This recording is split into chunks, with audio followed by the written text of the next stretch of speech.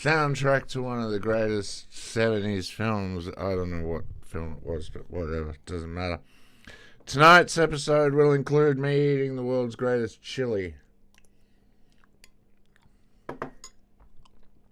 I assume we're probably streaming by now. You know what this cunt. You cunts know what this is. What's up, cunts? You know what this is. It's another box of motherfucking dogs. That's what it is. Fuck YouTube. Again, but I know what'll make you feel better. Oh no, not another box of dogs! It's another box of dogs!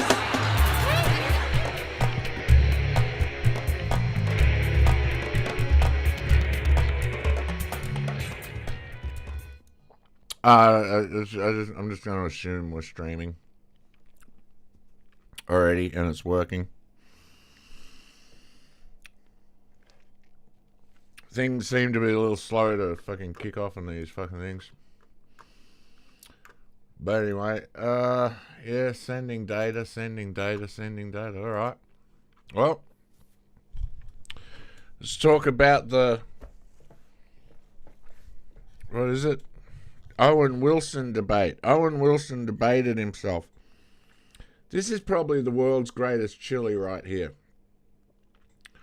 You have no idea how good this chili is. It's fucking great. Oh, wait.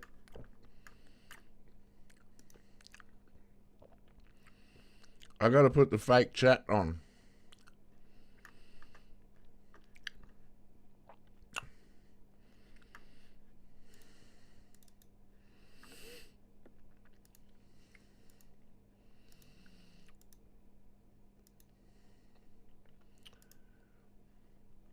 There we go. Fake chat. Fake chat is working.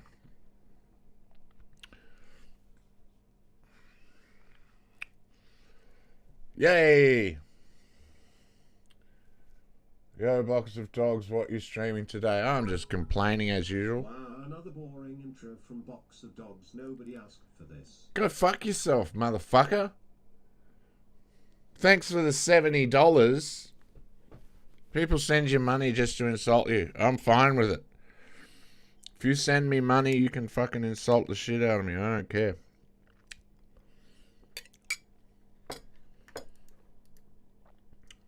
I'll adjust it slightly so just in case you can see the kind of, like, it's getting you ready for a real live stream kind of. Anyway. So Candace Owens and Andrew Wilson did a debate. My opinion of those I think internet debates are retarded. I think they're stupid. They're retarded. I think they're basically sports ball for people who think they're too good for sports ball. Like, I think I'm too good for sports ball. It's not that I'm too good for sports ball. I don't mind sports ball. I don't mind a bit of sports ball occasionally. But we all know what it is. Bread and circuses. A bunch of overpaid fucking assholes kicking a fucking ball around and you yell at them. Internet debates are exactly the same thing. There's even now that we're getting the follow-up commentary. And that's all I can watch because I can't watch 3 hours of two people I don't really like.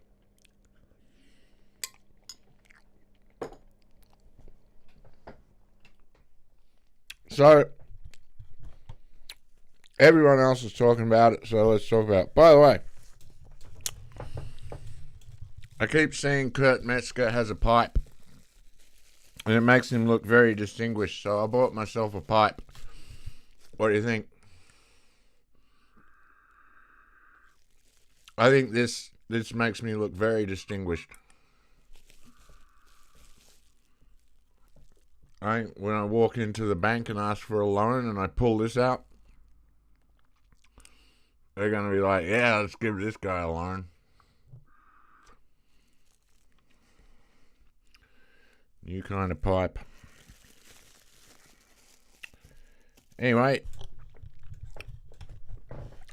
let's go to the video replay, shall we? I did think that Candace handled this really well. I thought Candace really fucking handled this whole thing very well. But again, I haven't watched the 3-hour debate. I mean, the whole thing looks insanely boring, so... And I find Andrew Wilson to be... This is just more people debating children on the internet to get their clicks, you know, to get their numbers up. I find that very... This is how you Ben Shapiro an audience, basically. Which, you know, maybe that's what I need to do. 'Cause I have actually for a while thought I would like to do a parody where I go and find a bunch of prep schoolers and debate them on ridiculous topics and own them. They want to hit the... Oh my God, this part. This is the part. Oh my God, this is the part. Amidst all of this awkwardness, this magical moment of cinema. We'll never get another one like this. Just, I'm not going to say anything during it. We're just going to enjoy it in all of its glory. 4 clips you were saying with Erica, so 100%. This is absurd. okay. And this is the one you were saying from 7 days ago.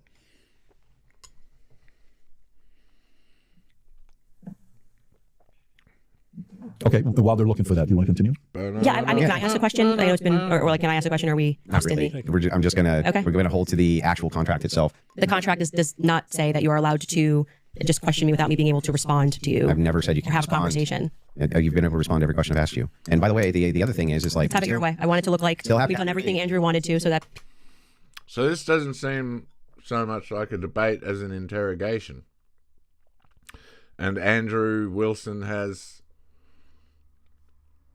appointed himself chief interrogator. So I don't understand this at all. It just, the whole thing to me just seems like fake. It's all fake. It's all like, this is... It's funny that all these people have connections to the Daily Wire. Even Nick Fuentes has connections to the Daily Wire. That has always struck me as strange, that they all have connections to the Daily fucking Wire. people can fairly assess the situation. So you have it your way. I will not ask a question. Totally fair with me. So are you good with her asking a question? Or He said no. Waiting for the clip. Okay, so you want to wait for the clip first. Okay. You guys have it in the back? We're just waiting for the Okay, beautiful.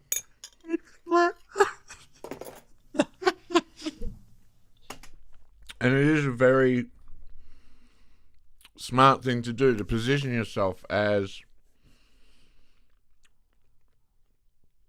like, this is what media does. I don't know why the internet would be any different.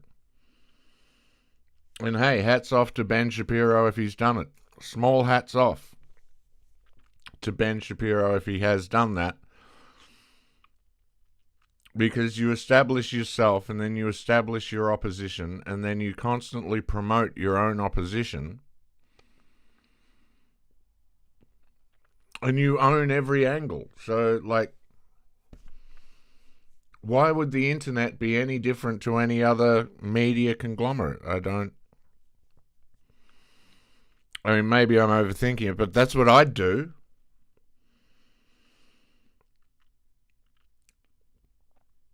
Like, that is absolutely what you would do. You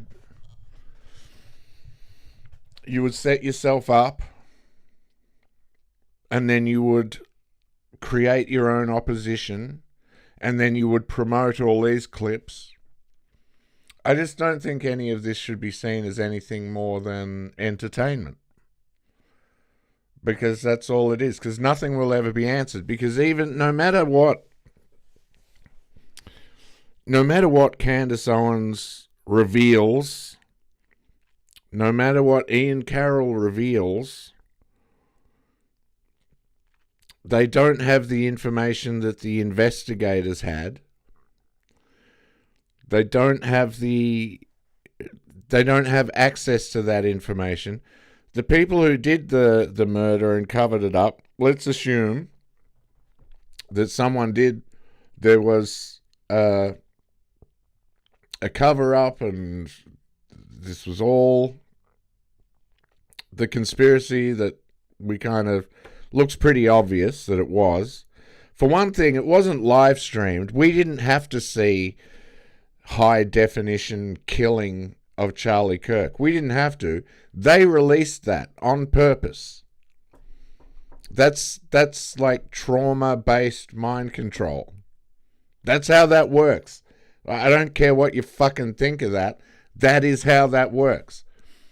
We didn't have to see that. They could have just, left it to, but no, they have to release it. They have to have their own take on everything. So, but it doesn't matter because the people who did organize this, they know exactly what the investigators will look for, so they know exactly what to cover up. This is the same as the Epstein files. The people who were doing this shit, they know all this stuff. They know everything that investigators are going to look for. They know everything they're going to reach out for.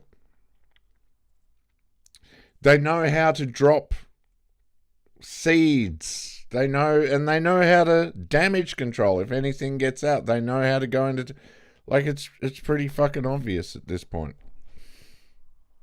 Dude. Oh my god. I'm so glad Candace didn't break the silence here because it's just so good, dude. Oh my god, I'm like literally crying, and I've already seen this clip like 3 times.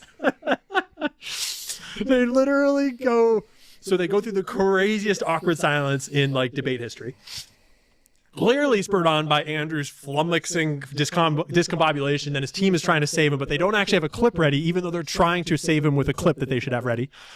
So they go silent to bring in the clip, and that gets really awkward. And so then Candace is like, man, I'll save it. I'll ask a question. And then they kind of go back and forth for a second, and Andrew's like, no, you can't ask a question. We're going to do this by the contract, and we're going to wait for the clip. And then they just go right back into the awkward silence because... What? So, having been in this experience before, kind of, I'll tell you what's going on here. When you're in a podcast environment and one of these awkward moments where like media that's supposed to be ready isn't ready yet, a good podcaster jumps in and starts talking to fill the space.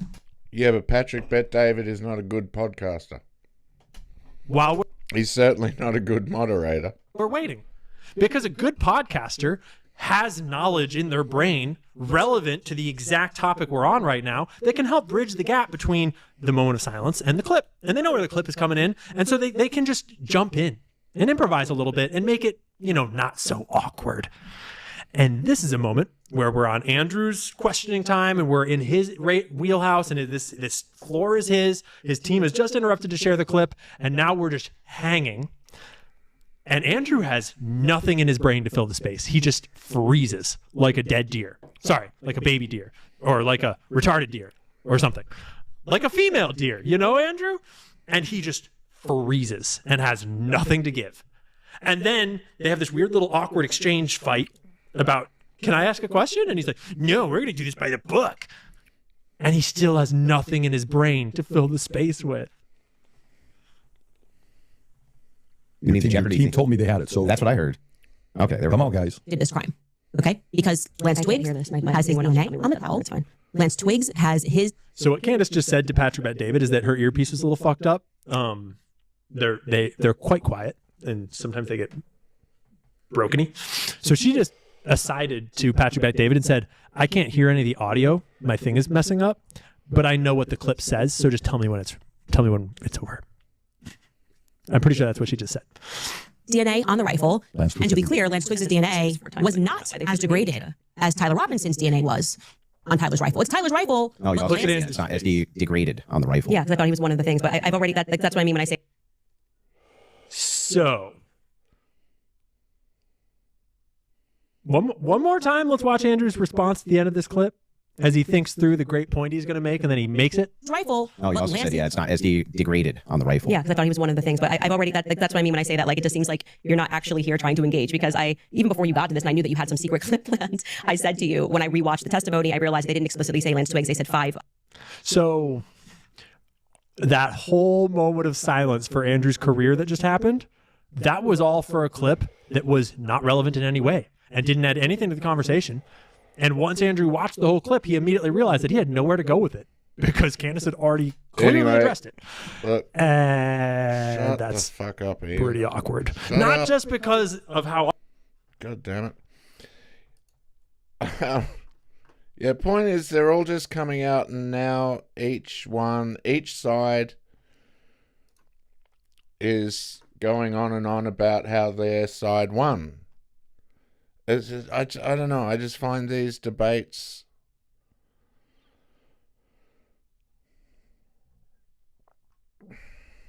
what is the use of these things other than to be entertainment? And they're like fucking, this is the most important thing.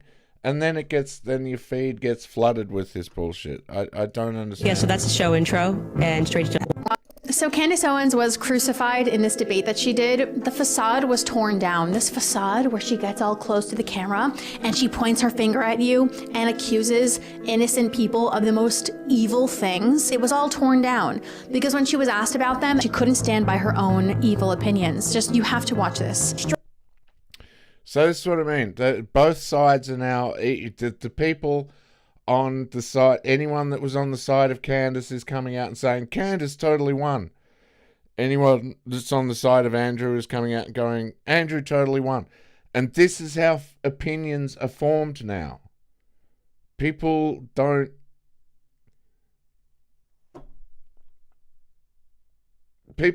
bother. They just wait to be told.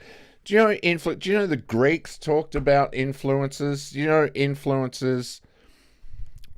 The Greek philosophers regarded influencers, those kinds of people, like actors and things like that. They said, you're not citizens. You can't be citizens. You are relegated to non-human, non-citizen, basically. Which is the way to treat it. But influencers are the worst people. Influencers don't have opinions. They don't believe what they say. They are told what to say, and they repeat it for money. We should burn all the influencers at the stake, if necessary. You know, as I say, I'm not going to watch 3 hours. This was kind of funny. I thought this, like, some AI stuff comes out that's like kind of cute. So this was Andrew being dragged before the Illuminati court. Wait, I can explain! Shabbat shalom, Andrew. Shabbat shalom, Erica. What? We invested a lot in you. I was having nicotine withdrawal, the chair was uncomfortable, I barely slept, my foot was... Silence! She asked you to name one of the 7 charges. You said positive evidence 47 times. It was a framework! 47 times, Andrew. Bring me the jar. No. No! Please! Not the pickles!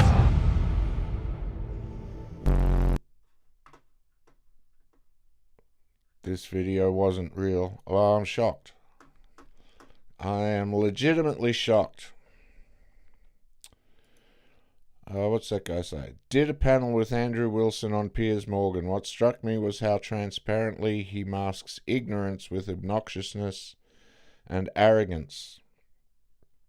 He gets absolutely cooked here, of course. If he had an ounce of dignity or self-respect, he'd disappear forever, but of course he won't. I don't know. I'm sure if I watched the whole thing, I'm sure Andrew would have made some good points, and I'm sure Candace would have made some good points. But they're both coming from criminally opposite sides for them to have any kind of... But, I don't know. I just think debate... This is why I like having discussions with people, because you discuss things. There is an exchange of ideas, but debate is all about winning. And it doesn't even matter whether you believe what you're debating. It doesn't matter whether you believe. In fact, you don't. Like, when you do debating at university, you're given something, you're given a position, and you have to defend it. The idea is to learn these debate tactics. Andrew's debate tactics are very low. And he got famous from interviewing dumb whores on the Whatever podcast. All the while, a lot of those dumb whores that go on the Whatever podcast, they're told by their management, be dumb. Say dumb shit. If you get, like, if they ask you a geography question, like if they say, name a continent, say Alaska or London. Say something incredibly dumb, because no one wants to sign up to an OnlyFans of some intellectual. They want a dumb whore. So they all just, it's just fake. It's just all fake. And the Whatever podcast has always been fake. That whole thing is, I don't know, I've always thought that whole thing was so incredibly fake. So now Andrew Wilson is cope streaming. Alright, enough of that. I'm so fucking sick of that shit. It's just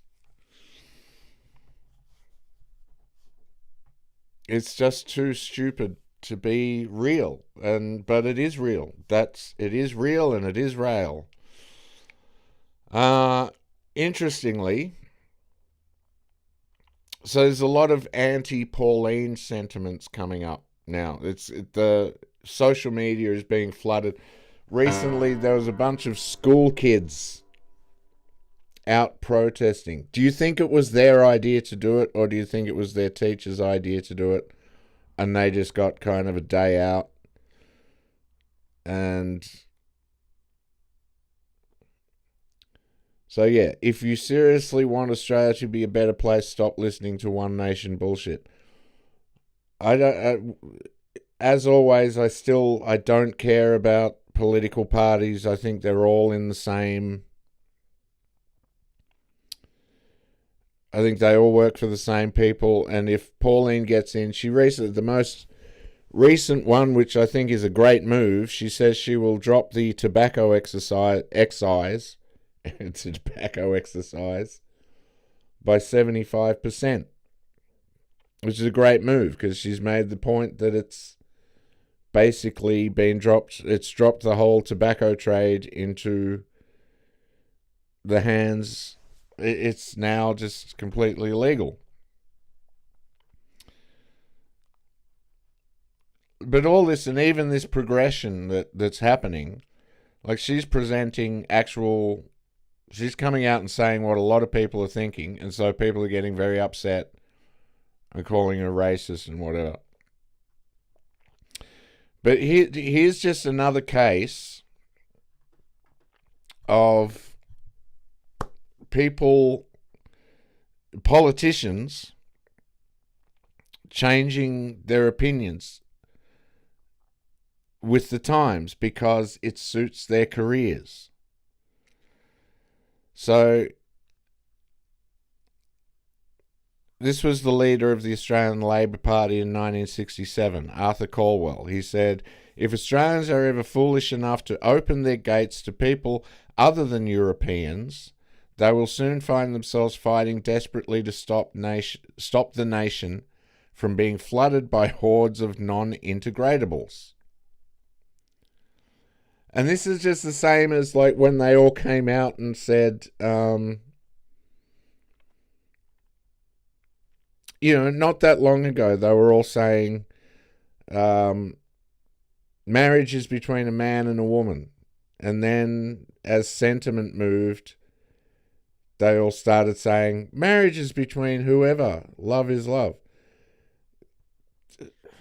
I'm not even really commenting on immigration or gay marriage or any of that. I'm commenting on the integrity of politicians and the fact that they can't be trusted.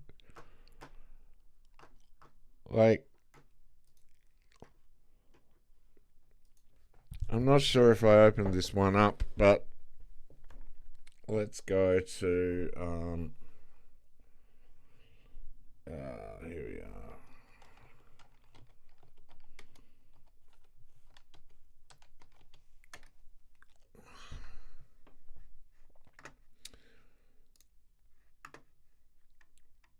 He posts this pretty regularly.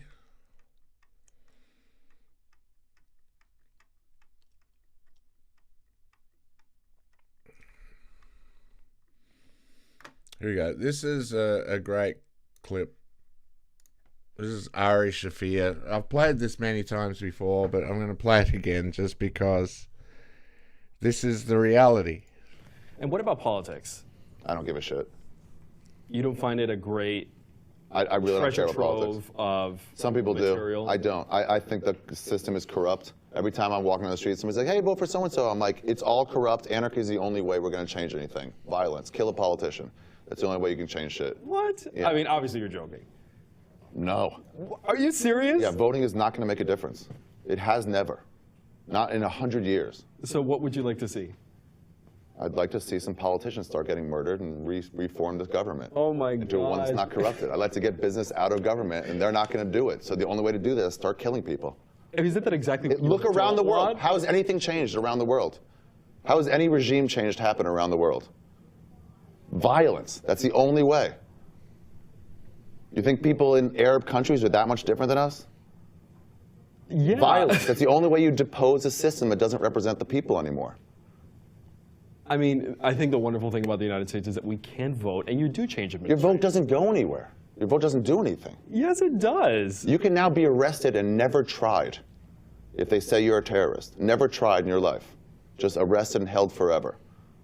Who voted for that? So shoot them all. No, not shoot them all. Start shooting them until they get business out of politics and they start representing who we are instead of their money interests. Yeah, violence. That's the only way shit changes, man. Okay. Look at history. Tell me when a regime has changed with voting. I mean, I know. I'm not trying. That's not fair because you haven't studied this stuff. Well, no, I'm not trying to, murder politicians. I'm not trying to do what I don't like that others do that I would like to change, so I will shoot somebody because I'm pissed off that they're shooting somebody else. Yeah. It's not the way that I think, but that's fine. We think differently. I think even if you don't want to shoot somebody, don't vote. Voting is you saying, complicitly saying, I support this system, and I don't support it anymore. I don't.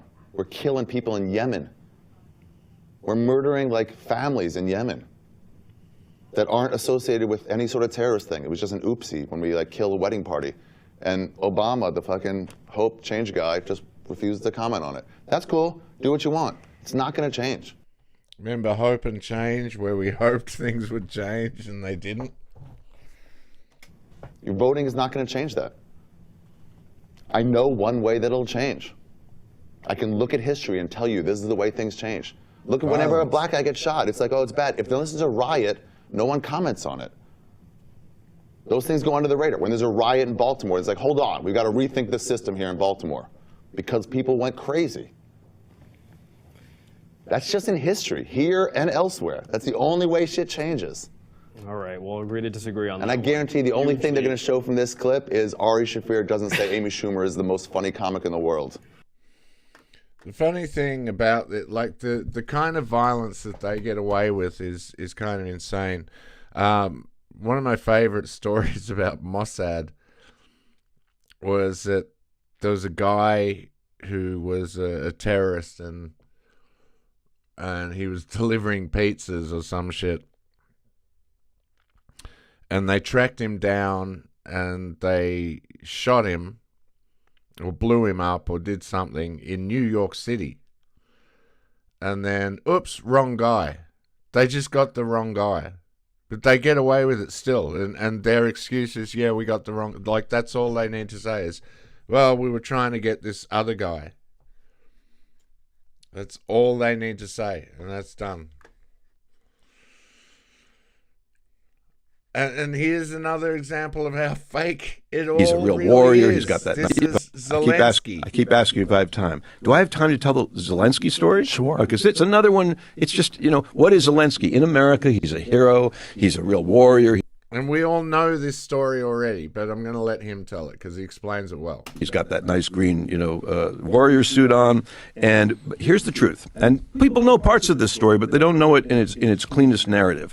So he was a totally apolitical. He was an outsider to politics, zero experience or interest in government or politics. He was a comedian, and with no manifesto, no party ties. And he does a TV show, a planned TV show called Servant of the People. And the main character in the show does a YouTube video that calls out oligarchs and corruption and eventually becomes popular and is drafted as a protest candidate and eventually becomes president. So Zelensky played on a TV show a person who becomes president by popular demand. In real life, the TV show is supported by an oligarch named Kolomoisky, who owned the TV channel. And Kolomoisky did a huge nonstop promo on that TV show to make it the #1 show. Primetime slots and ads everywhere and crossovers with the news and what have you. 2018, a year before the show goes off the air, Zelensky forms a political party called Servant of the People, the same title as the show. And in no press release. This shows what power the media have. Secretly done. And then he does another season of the show. And in April of 2019, he announces his actual candidacy on Instagram. He has no campaign, no rallies, no real platform. He skips the presidential debates. Others attended. He avoids press conferences, and the few that he did in the beginning were really bad. And Kolomoisky's TV channel gave Zelensky's campaign endless airtime and favorable polls and went after his enemies. The U.S. intelligence agencies, CIA and NSA, helped, U.S. spending $5 billion, by the way, on democracy campaigns in Ukraine, funneled through NGOs. And USAID embeds advisors in his organization to help with the campaign. I'm almost done. And on Election Day, Zelensky wins with 73% of the vote. And then the war happens with Russia, and he declares martial law, and he ends elections. There's supposed to be an election in 2024. That's what we get for our democracy money. And quite literally, he is an actor in a carefully designed television show. He is a construct, like Epstein is a construct, meaning he's a created entity. And that war is a construct. And it worked. That is Zelensky, American hero. I guess his star is maybe fading a little bit now. I don't know. What do you think? Is he still wildly popular in America? Well, I think people are very disappointed by the fact that the wars continue to go on and the deaths, the amount of deaths. I mean, people are horrified by it. And that's a big failure of the promises of the Trump administration too, because Trump famously said that he would get it done in 24 hours. Yeah, you can't get it done at all. Yeah, it's tough. And they're conscripting 60-year-old men. Yeah, setting them to the front line. I mean, it's and Americans and people from all over the world to go and fight. And but the narrative, I think, your very first question was, did people do this on purpose? Things like this, like wars that are multi-billion-dollar events, they are not organic.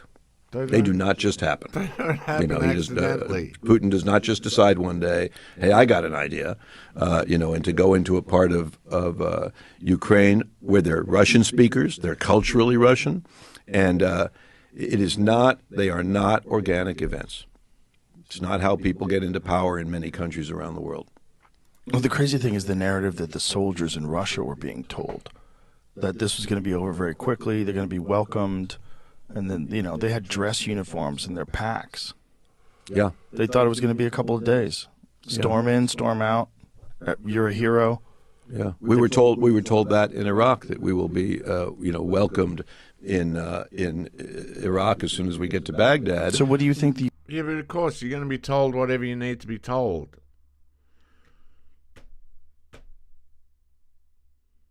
I don't know how that's a surprise. I don't know how that's it. Well, I mean, I guess they're just pointing out how they lie. But haven't we figured that out yet? Have we not figured that bit out yet?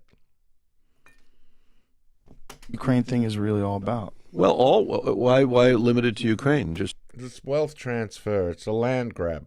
let's talk about human war. I mean, what is human war always about? It's about primacy and control and wealth. And 1,000 years ago, there's about 1,000 what you would call government systems, right? There's warlords and there's shoguns in Japan and there's all these little entities. In our lifetime, it's down to 190. But is it really 190? It's more like 5, right? NATO and China and the Soviet bloc when it existed and the oil-producing countries. In other words, it's getting to be whatever number you want to make it, but eventually it'll be 2 fuckers sitting in a room and then they got to kill each other. Right.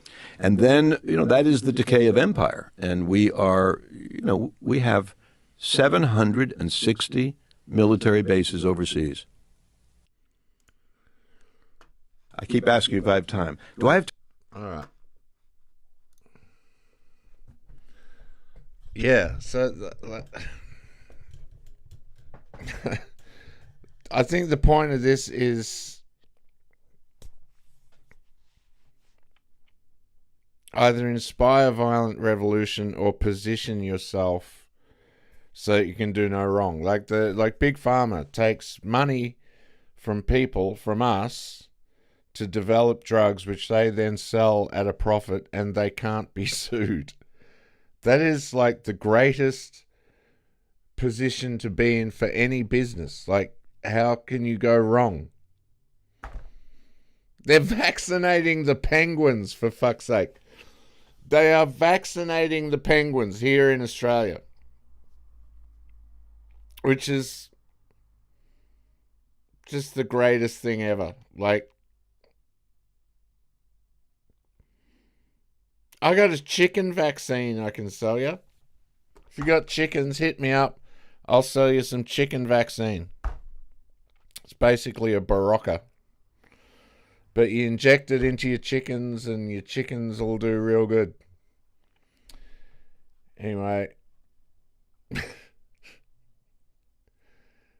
Just a short one tonight. I might come back and try and do some more.